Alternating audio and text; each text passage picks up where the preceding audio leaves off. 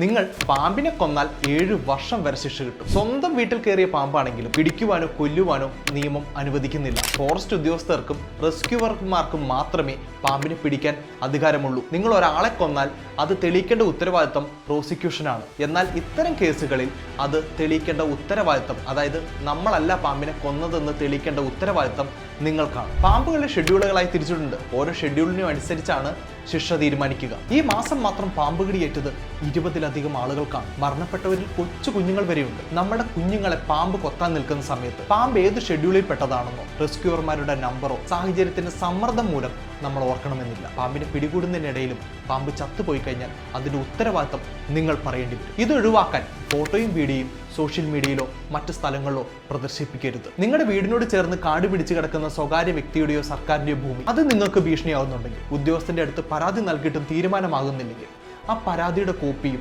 കാട് പിടിച്ചു കിടക്കുന്നതിന്റെ ഫോട്ടോയും വീഡിയോയും സഹിതം ഹൈക്കോടതിയെ സമീപിച്ച ഒരു നിശ്ചിത സമയത്തിനുള്ളിൽ അതിൽ തീരുമാനം എടുക്കാൻ പറഞ്ഞുകൊണ്ടുള്ള ഒരു ഉത്തരവ് നിങ്ങൾക്ക് ലഭിക്കും.